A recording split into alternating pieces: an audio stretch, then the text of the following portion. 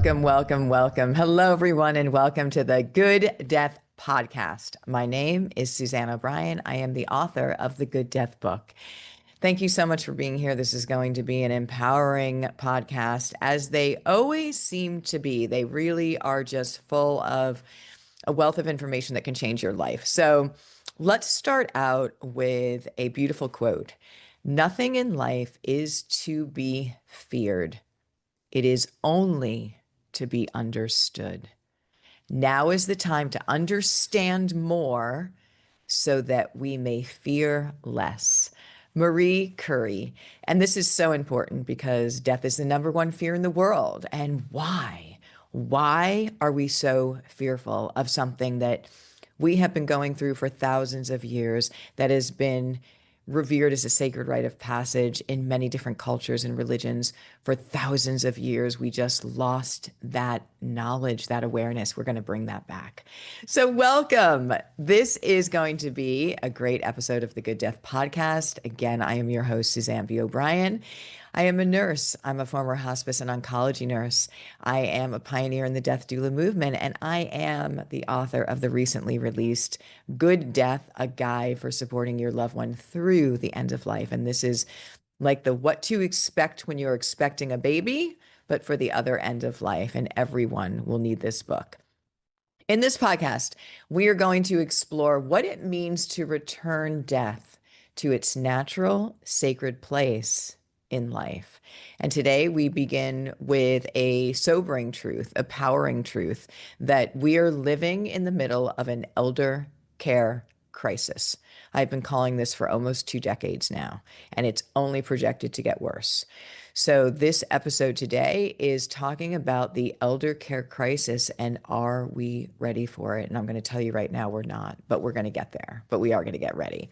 So let me start in this podcast by sharing a story of a family. And this is in the Good Death book. Marcia's mother, so this woman, Marcia, her mother had Parkinson's disease and declined to the point that she needed full-time nursing care. Her husband, who was elderly himself, could not do the care, but her father refused to bring in outside help into the home. And this is not an uncommon thing. So I want to really reinforce that the time to have these discussions about potential care that's needed in the future is not when we are there.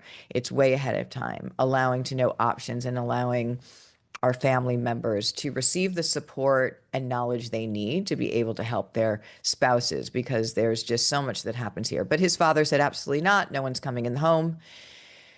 But he also didn't want her in a facility. So he didn't want her in a nursing home, and he didn't want to bring people in. Again, this happens a lot. So Marcia was stuck between these impossible choices. The only available nursing homes were miles away, but she had no time to delay. Her mother needed help immediately. So she luckily finally found one nearby. But there was a catch. And here's what happened. Her parents had done no estate planning. They did no future planning for aging. And she was caught in a space where now their home, the home that they owned, was in both of their names, was in her mother's name and her father's name. So her father is allowed to live in the home, and her mother could be eligible for Medicaid, which would pay for the nursing home. When that happens and there's another spouse that lives in the house, because all of your assets will be given and used for the pay of the nursing home. But if there's another person that lives in the home, they can't force the other person out and take that home from them. So the father was allowed to live in the home, and Medicaid was applied to her mother's care. But here's what happened. Marcia's father died first. So her mother was in the nursing home. Her father died, and now Marcia had to sell the house just to pay for her care.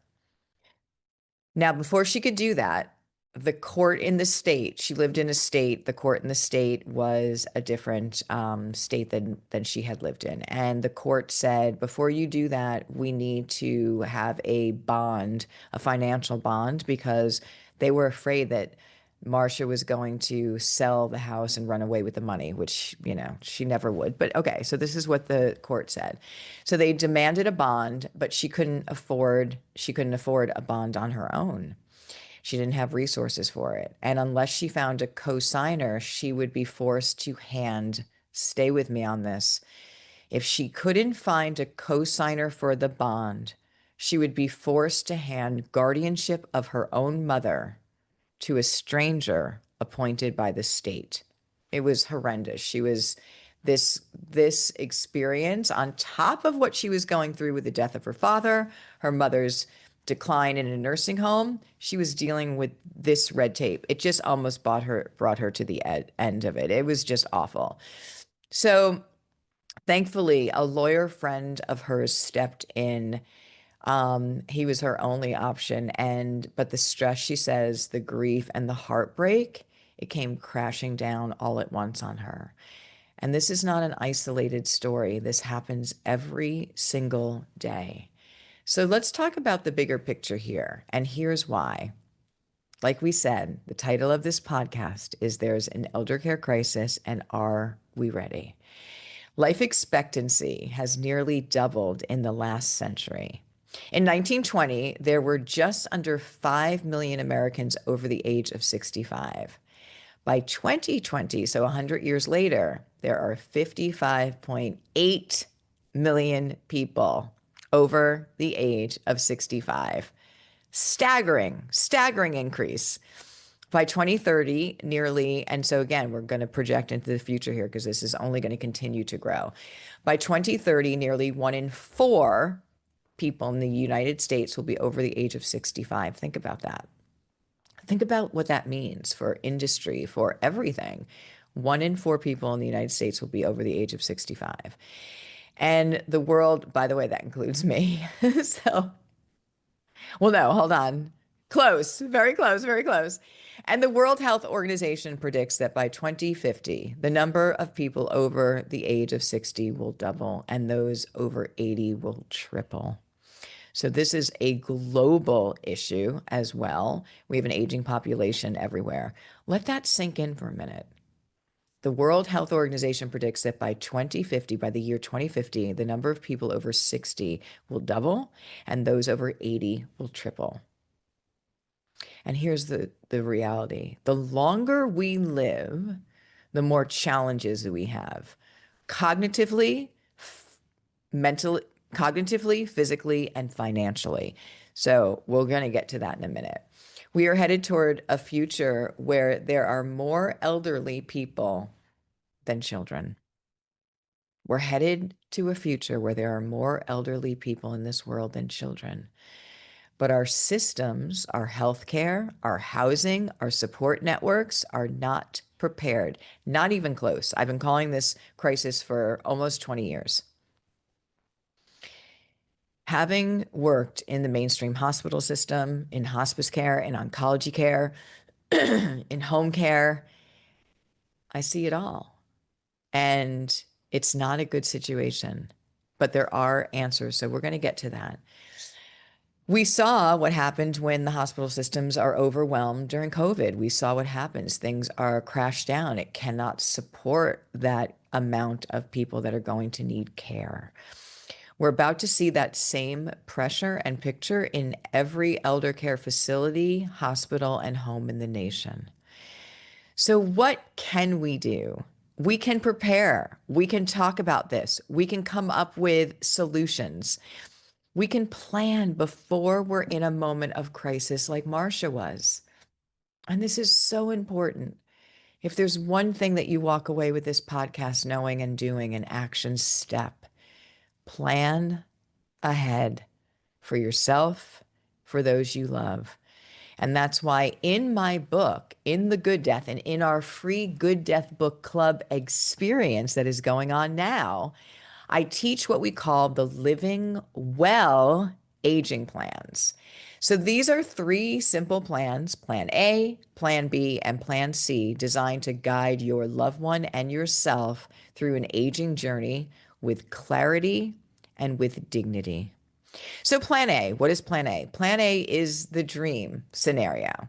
If you had no limitations, if you had no financial restrictions, where would you want to live and grow old? For me, sometimes, I mean, I think about different things all the time, but I know that New York City is a wonderful place. First of all, it's really my home. It's where I grew up. So there's that connection with it. But the culture and the ability to do things, even as you age, getting in a cab, going to the theater, going to a museum, going to Central Park, going out to brunch, going to so many different stimulating events and social events and just different things of culture, but you have to have money.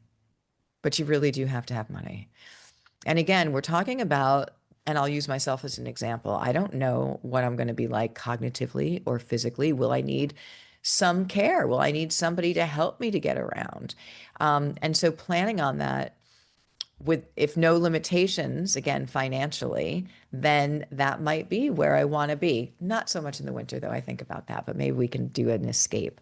But again, where would quality of life be for me and what's important, going into Central Park and all of those different things? And it might be that I need some kind of caregiver, maybe 24-hour care to help me to do those things.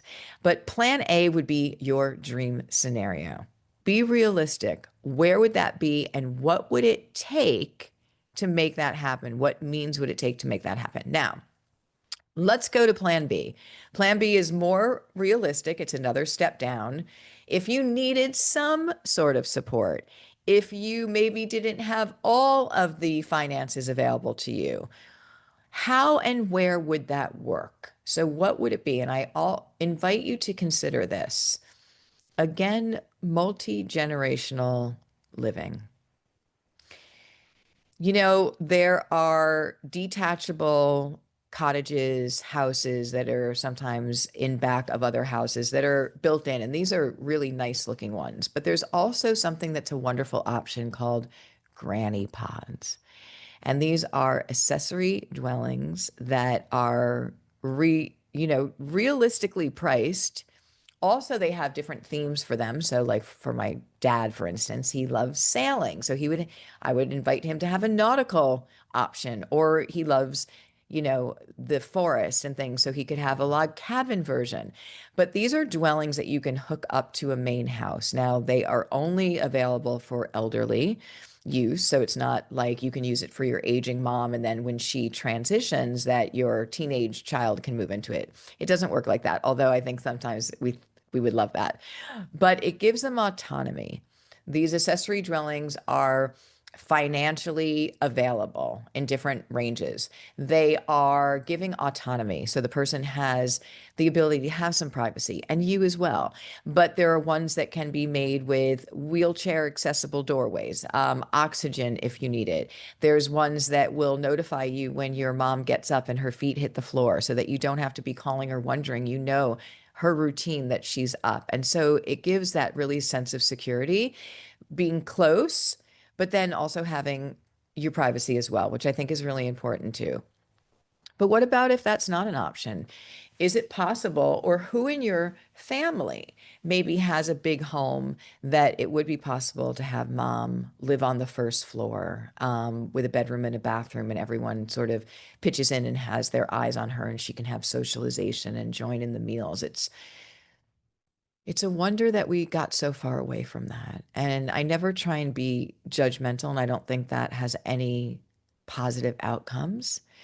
But I want to be very clear with our observations and what we've done with our elderly, how we treat them, how we literally outsource them and put them away in nursing homes and different places. I think from an ethical standpoint, I think we just have to say we went the wrong direction. I'll leave it at that without getting too negative because I don't want to ever do that. But how did we ever get away from the responsibility and the gift that it provides us to be able to care for our parents as they are in their last phase of life and leaving this world, just like they cared for us in the beginning of it? And I know there's nothing perfect, trust me. I've had my own experience with my own dynamic with families. There's no such thing as a perfect family. But just from an ethical, compassionate, bigger picture standpoint, um, caring for them is an honor. And it's something that you will really never regret. It's also great for children that are part, even teenagers, even 20-year-olds, part of the multi-generational family.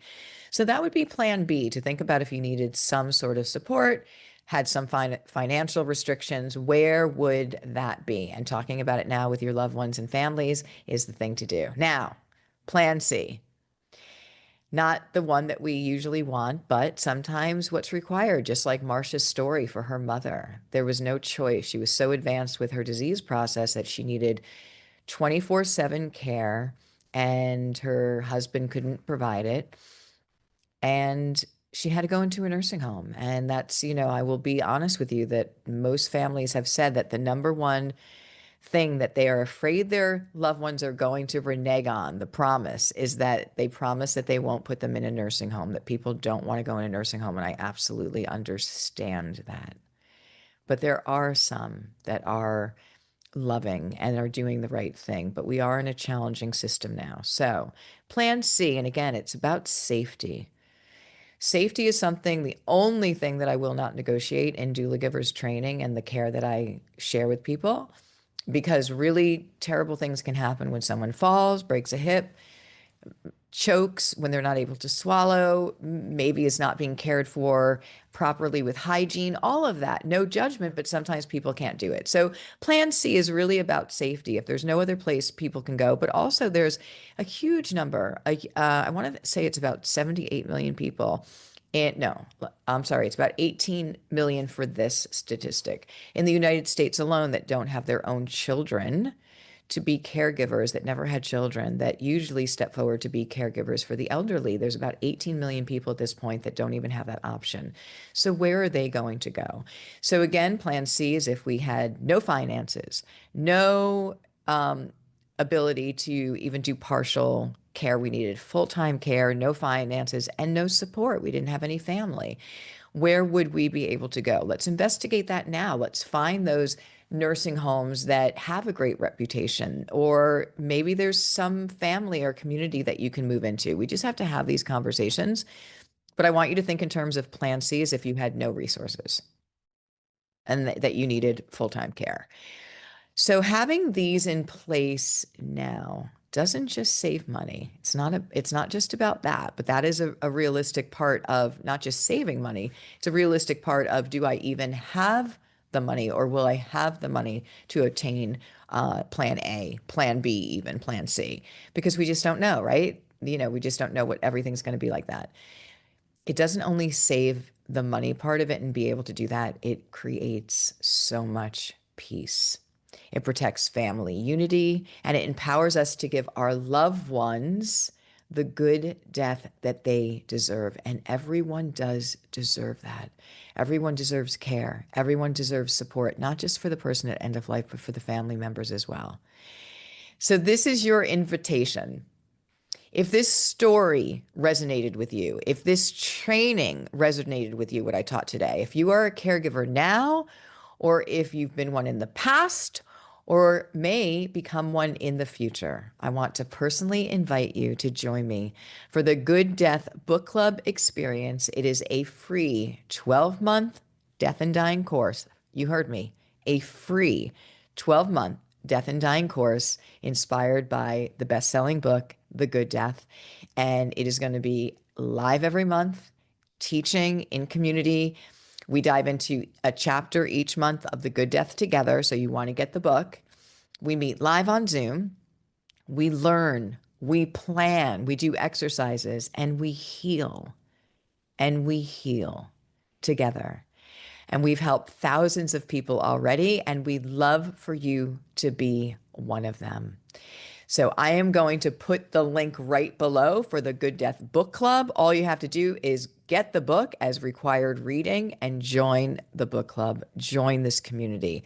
Each session is a standalone. So you need to sign up for each session individually. There's a total of 12 of them. You come to all of them, come to some of them that resonates with you. There is a syllabus to let you know what's happening each month. They are outstanding. This education will transform you. You can hear all of the people that have said that already. So it's amazing. So I want to thank you so much for being part of the Good Death podcast and this episode about the elder care crisis. Are we ready? And I'll tell you this, we may not be ready at this very moment, but we're getting there, and we're getting there together. So until next time, stay grounded, stay open, and take one small step today towards a good death. I love you so very much, and I'll see you in the next episode.